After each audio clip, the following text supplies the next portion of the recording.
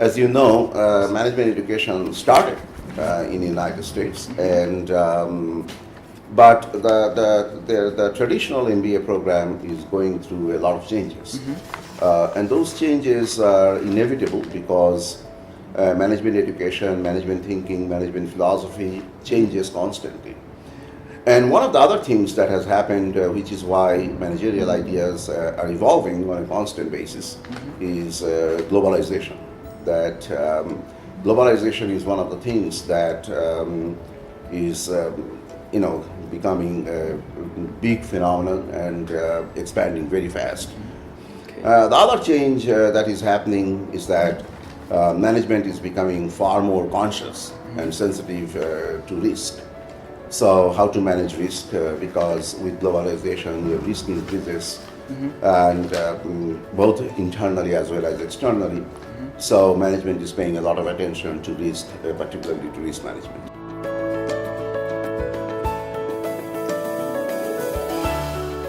Well, it depends on what programs you are going for. If you go for an MBA program or a master's program, it is going to be very difficult to get any financial help. But all programs offer some help. So one of the things that you should be considering is apply early and negotiate. Like we have a class in the risk management program of about 200 students. We give 40 scholarships. So that's one source. But remember, scholarships will never cover for the entire expense. Okay. So you are going to have to make an investment, there is no question, and you are going to have to take a risk. So from that perspective, financial assistance is available in the form of graduate assistantships, scholarships, but foreign students cannot borrow money. That's one of the things you must remember, that you cannot borrow from the bank if you are a foreign student. Yes and no.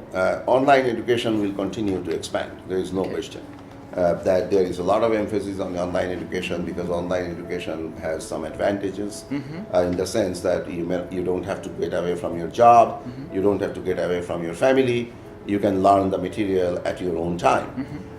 But online education does not offer one thing, which is that you are not able to interact with your fellow students as much. So classroom interaction is very, very important. Also, in our program, if you are in person classes, we bring in a lot of practitioners. They are coming in, talking to the students. That helps their job placement, that helps their career or career focus. So online education is definitely very good, but I think students will gain much more from in-person classes.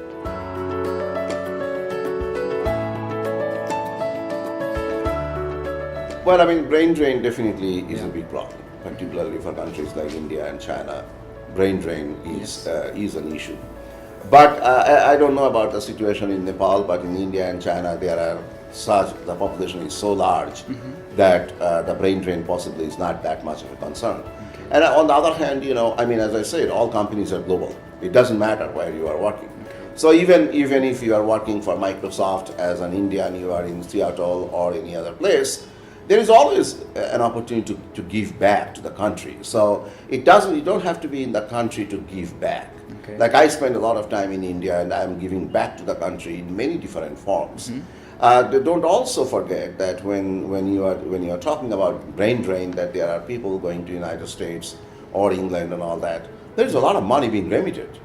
So you can't have it both ways. So those remittances are helping. Indians are remitting tremendous amount of dollars or money into India, and if you take that out, Indian economy is not going to be as thriving. So non-resident Indians are investing in India.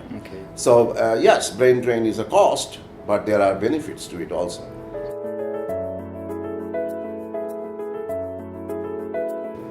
Well, knowledge is definitely important. Knowledge, intelligence, brightness, these are very important. Decision making, it's very, very important. As if you want a career in business, then you have to be able to make decisions. And you have to be able to be prepared that some decisions will not succeed. But you need to make decisions after you have studied the situation. And the second thing is that, and I was talking about this yesterday, leadership is very important. Leadership is not superior knowledge. leadership is superior interpersonal skills.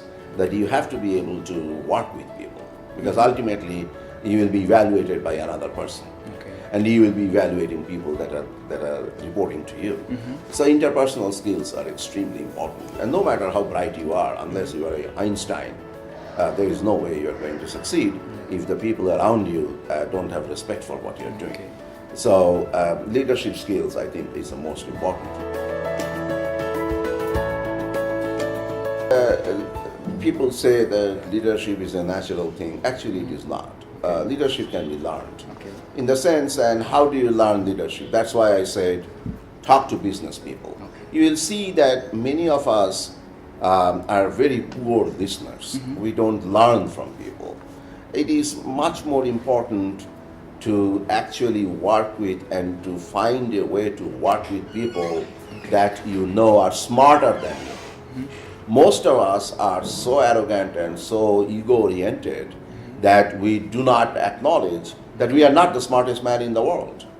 So you have to identify people that you know are smarter and find a way to work with them. That's what leadership is about. The leader doesn't have to be the smartest man. Leader has to be somebody who knows who are smart and who will know how to identify talent and actually give the right job to the right person.